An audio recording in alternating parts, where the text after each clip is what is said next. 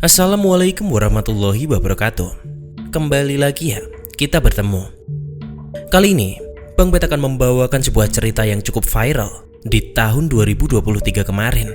Tepatnya di kanal podcast RJL5 tentang sebuah cerita dari salah satu narasumbernya yang dikatakan memiliki hubungan terlarang dengan jin.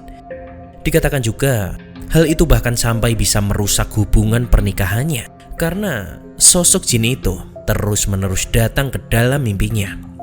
Lantas, seperti apakah cerita selengkapnya? Simak video ini ya. Dan selamat datang di channel Bang Bet's Illustration.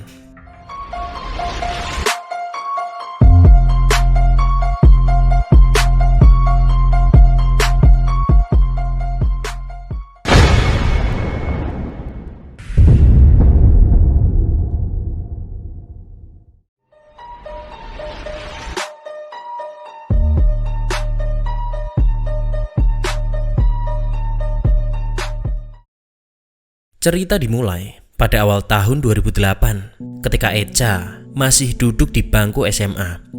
Pada waktu itu, Echa sudah berpacaran dengan seorang pria, teman satu sekolahnya, yang kini juga sudah menjadi suaminya. Kala itu, Echa dan pacarnya merupakan murid yang cukup aktif di kegiatan sosial sekolah. Keduanya bahkan menjadi pengurus OSIS di SMA tersebut. Pacarnya merupakan seorang wakil OSIS yang cukup diidolakan oleh banyak siswi perempuan. Sedangkan Echa hanya sebagai anggota OSIS biasa. Pernah suatu ketika saat pulang sekolah setelah nonton bioskop, Echa melakukan aktivitas seperti biasanya, seperti ganti baju, mandi, dan sholat. Kemudian setelah itu, Echa bersiap untuk tidur. Echa memang memiliki kebiasaan tidur dengan hanya menggunakan pakaian yang minim, yaitu hanya menggunakan tank top dan juga celana pendek saja. Namun meski begitu, sebelum tidur, tidak pernah lupa Echa berdoa. Namun, malam itu, sebuah mimpi datang padanya.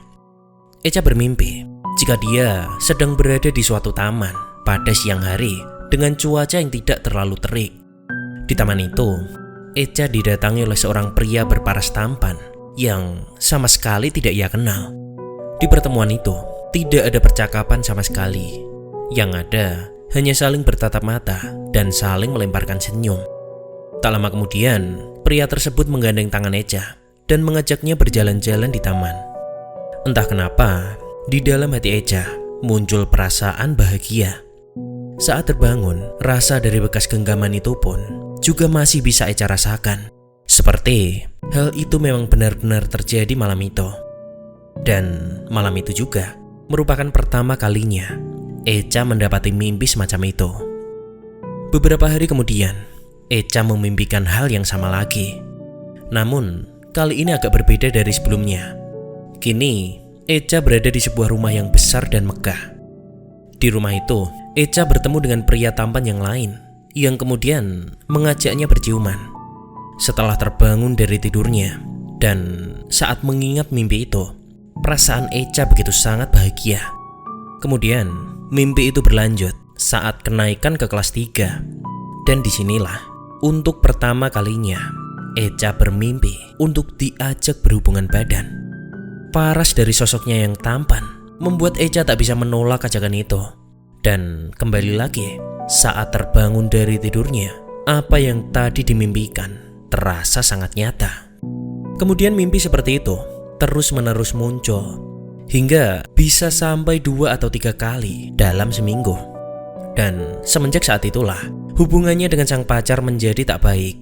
Mereka sering bertengkar walaupun karena masalah yang sepele. Kemudian di tahun yang sama, saat waktu mendekati maghrib, Echa dan teman-temannya sedang bergotong royong untuk mempersiapkan ruang OSIS yang baru.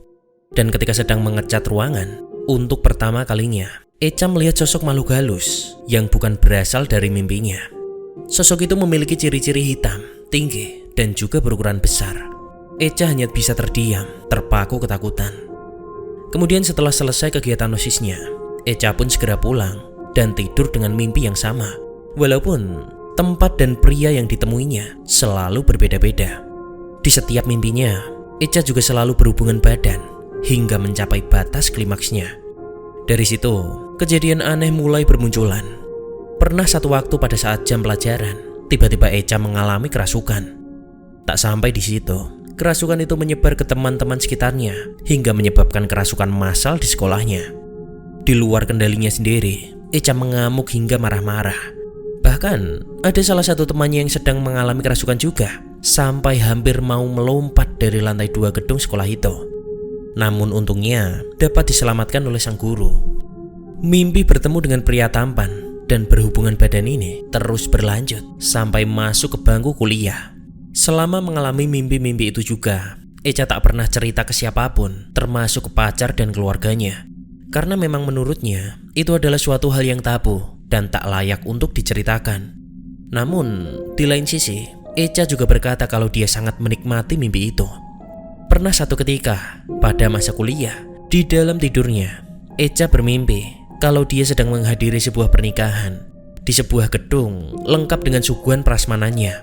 Namun dari banyaknya orang yang datang, tidak ada satupun orang yang Echa kenal. Echa duduk di kursi yang sudah disediakan, dan saat duduk, lagi-lagi datang pria berparas tampan menghampirinya. Dan seperti biasa, tidak pernah ada percakapan, hanya saling melontarkan senyum. Kemudian masuk di tahun 2013, memasuki semester akhir perkuliahan. Biasanya, mahasiswa mengerjakan tugas akhir hingga dini hari, namun tidak dengan Echa. Echa selalu berhenti di tengah malam, karena ia sering mendengar gangguan suara perempuan tertawa yang membuatnya takut hingga tak berani untuk tidur sendirian. Gangguan itu mulai datang setelah Echa bermimpi mendatangi pernikahan itu. Setelah lulus kuliah dan mulai bekerja, Echa pun dilamar oleh pacarnya. Dan tak lama setelah itu, mereka memutuskan untuk menikah. Dan setelah pernikahan inilah, keanehan mulai mengganggu kehidupan nyata Echa. Beberapa waktu pasca menikah, kehidupan pernikahan mereka tidak berjalan dengan baik. Bahkan bisa dibilang tidak harmonis. Setelah menikah, malah lebih sering terjadi pertengkaran. Echa memperlihatkan sifat yang lebih sensitif dan bahkan bisa dikatakan cenderung galak. Ketika bertengkar dengan suaminya, Echa lebih memilih untuk tidur karena ia merasa mimpinya selalu lebih indah daripada kehidupannya di dunia nyata. Dan bahkan setelah menikah pun, Echa masih terus melanjutkan mimpinya. Tahun 2015, Echa dan sang suami memutuskan untuk pindah rumah. Namun, di komplek yang masih belum ramai penghuninya. Depan, samping, dan belakang rumahnya belum ada yang menghuni. Di tahun itu juga, lahirlah anak pertama mereka yang bernama Al. Al sendiri juga sering menangis dan mengalami hal-hal yang aneh. Pernah pada suatu siang di hari Jumat, Mama Echa datang berkunjung karena Al demam tinggi dan tidak berhenti menangis. Mama Echa merasakan ada hal yang tak wajar di rumahnya. Ia merasa sangat khawatir dengan anaknya. Echa meminta penjagaan kepada sang ayah untuk anaknya. Dan dari situ, sang ayah memberikan secarik ayat Al-Quran yang harus disisipkan ke anaknya. Hingga usia 3 tahun, Al selalu merasa ketakutan dan tidak mau jauh dari ibunya. Suatu hari, Echa yang sudah bingung meminta bantuan seorang ustadz. Ustadz tersebut berkata bahwa ada jin dari rumah depan yang suka lalu lalang di lorong rumah dan berdiam di depan kamar Echa. Dari situ, Echa mulai tahu alasan kenapa Al selalu ketakutan dan ingin jendelanya ditutup. Kemudian pada tahun 2019, Echa dan keluarganya pun pindah rumah lagi. Sebelah rumahnya juga tak berpenghuni. Namun setiap malam sering terdengar suara orang mengetuk-ketuk tembok. Dan kejadian itu terus-menerus berulang hingga memuncak di tahun 2021. Pernah suatu ketika, Echa yang hendak menidurkan anaknya di kamar anak malah ikut ketiduran, sehingga membuat si suami terpaksa tidur sendirian. Dan disinilah untuk pertama kalinya hal janggal menimpa si suami. Di tengah malam, sang suami bermimpi kalau di kakinya ada ular dan tikus yang sedang berlarian. Sontak, ia pun terbangun, dan saat bangun, ia mendengar suara TV sudah menyala. Anehnya, kala itu TV menyala di saluran siaran rohani. Padahal sebelumnya, mereka tidak pernah menonton saluran TV biasa. TV selalu diatur untuk menonton YouTube dan Netflix. Karena merasa aneh, si suami langsung mematikan TV itu. Kemudian berbalik badan, hendak kembali masuk ke dalam kamar. Di ujung pandang matanya, terlihat dari jendela kamar anaknya, lampu di dalam kamar berkedip beberapa kali. Si suami yang panik pun menggedor kamar Al, namun pintunya terkunci. Karena Al dan Echa terlampau lelap, mereka tidak mendengar apapun. Karena tak ada jawaban, si suami kembali ke kamar utama. Dan saat masuk ke kamar itulah, ia mendengar suara tawa perempuan. Kejadian malam itu menyebabkan si suami tak bisa tidur hingga pagi. Kemudian keesokan harinya, sang suami menceritakan kejadian itu kepada Echa. Echa terkejut karena seingat dia, pintu kamar sama sekali tidak ia kunci, bahkan dibiarkan terbuka. Kemudian kejadian aneh lainnya terjadi pada saat hari libur. Echa yang hendak mencuci baju mencium bau busuk di sekitarnya. Ternyata sumber dari bau busuk itu adalah kumpulan belatung hidup tanpa ada bangkai binatang yang berada di dalam kamar mandi. Echa menjadi mual dan langsung memanggil sang suami untuk membersihkan belatung-belatung itu. Meski begitu, bahkan setelah dibersihkan dengan cairan pewangi, baunya juga tak kunjung hilang. Itu terus terjadi hingga beberapa hari. Bahkan keesokan harinya, belatung-belatung itu muncul lagi di posisi yang sama. Namun tidak hanya di kamar mandi, tapi di tempat-tempat lain seperti ruang tamu, di bawah kursi ruang TV dan dapur. Khawatir dengan kejadian ini, lagi-lagi Echa memanggil seorang ustadz untuk meminta bantuan. Karena ia merasa kejadian di rumahnya bukanlah hal yang wajar. Bahkan ia merasa kalau kejadian ini sudah mengancam keselamatan keluarganya. Setelah datang, sang ustadz menjelaskan kalau kejadian aneh yang akhir-akhir ini dialami oleh Echa adalah kiriman dari orang lain. Si ustadz mengatakan jika ada sosok kuntilanak di kamar mandi belakang dan sosok anak kecil di atas lemari kamar utama. Mengetahui hal itu, Echa lantas mengaitkan dengan Al yang selalu menolak untuk tidur di kamar utama. Al sendiri sering merasa ketakutan, namun tidak pernah mau menceritakan apa yang membuatnya takut. Kemudian setelah kedatangan si ustadz, tak lagi ada belatung di dalam rumah. Namun kali ini muncul kembali di depan rumahnya. Setiap pagi, Echa harus selalu membersihkan belatung-belatung itu. Lelah dengan semua ini, pada suatu hari, Echa menceritakan semua kejadian itu kepada ayahnya. Ayahnya kemudian lantas langsung menghubungi seorang ustadz kenalannya yang ada di Garut, yang bernama Ustadz Epul. Mendengar itu, Ustadz Epul langsung menuju ke rumah Echa, ditemani dengan seorang temannya yang bernama Pak Dedi, untuk nantinya sebagai perantara. Sesampainya di rumah Echa, Ustadz Epul dan Pak Dedi pun langsung menyusuri setiap sudut rumah. Menurut mereka, rumahnya tak ada masalah, tidak ada makhluk halus yang cenderung mengganggu. Meskipun ada, paling hanya lewat. Meski begitu, Ustadz Epul malah merasa kalau semua keanehan ini berasal dari dalam diri Echa. Ustadz Epul lantas mengajak Echa dan suaminya untuk duduk bersama. Ia lantas bertanya kepada Echa, apakah Echa pernah memimpikan bertemu laki-laki? Sontak Echa terkejut mendengar pertanyaan Ustadz Epul. Echa pun kemudian menjawab, "Iya, Us." Ustadz Epul lanjut bertanya, apakah pernah mimpi datang ke pernikahan? Apakah pernah mimpi berhubungan badan dengan laki-laki? Mendengar pertanyaan-pertanyaan Ustadz Epul, Echa hanya bisa terdiam sambil mengeluarkan ekspresi takut. Melihat itu, suami Echa langsung menunjukkan ekspresi geram karena selama ini dia tidak pernah mengetahui tentang mimpi-mimpi itu. Ustadz lanjut mengatakan bahwa sebenarnya Echa sudah dinikahi oleh bangsa jin dan bahkan telah memiliki anak dari hubungan itu. Di mimpinya, Echa memang pernah beberapa kali melihat ada anak-anak dan bahkan ia sempat menggendong sosok bayi. Namun, tidak ada yang aneh dari anak-anak itu. Mereka semua terlihat seperti manusia pada umumnya. Ada 8 anak yang usianya sepantaran. Echa benar-benar terkejut dan tidak menyangka bahwa selama ini dia telah menikah dengan jin, bahkan hingga memiliki anak. Akhirnya, Echa pun diruqyah oleh Ustadz Epul. Saat diruqyah, muncul perasaan sakit hati dan juga rasa tidak ikhlas dari dalam diri Echa. Perasaan itu menjadi mempersulit proses ruqyah hingga berkali-kali Ustadz menyuruh Echa untuk mengikhlaskan. Padahal Echa sendiri juga tidak tahu apa yang membuatnya sakit hati. Hanya ada satu orang yang bisa melepaskan jin itu dari diri Echa, yaitu suami Echa.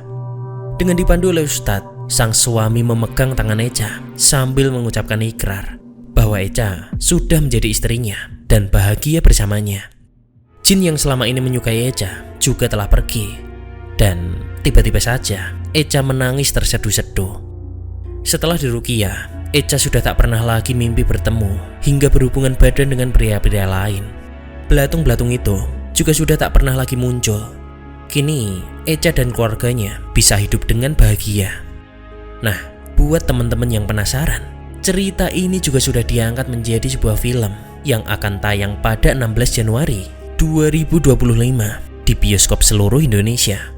Kemudian, buat teman-teman yang belum nonton trailernya, Bang Pet bakal ajak kalian nih buat lihat keseruan film ini. Ayo kita lihat trailernya.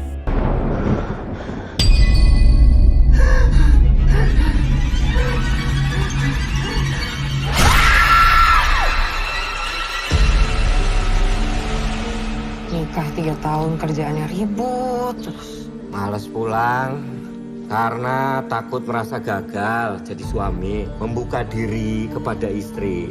Itu bukan berarti kita itu lemah. Berhubungan itu untuk mengungkapkan ekspresi perasaan kau. Pok-pok tai. Hamil. Ini sudah 3 bulan. Sehat ini bayinya. Ya kan kita baru berhubungan beberapa hari yang lalu. Kamu udah hamil 3 bulan. Logis kan?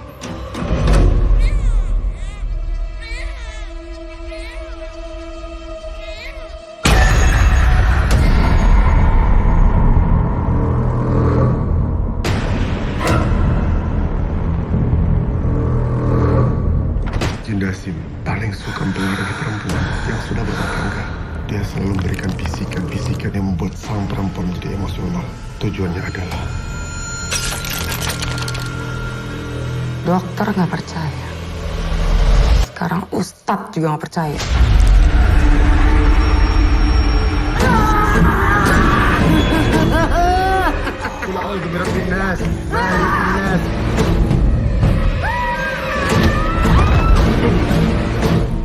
Saya masih bisa ngerasain adegannya yang bergerak. Kan, serem banget kan? Gila, pasti bakal bagus banget ini filmnya. Jangan lupa ya, nonton di tanggal 16 Januari 2025 di bioskop seluruh Indonesia. Sekian cerita dari Bang Pets. Terima kasih sudah menonton. Dan wassalamualaikum warahmatullahi wabarakatuh.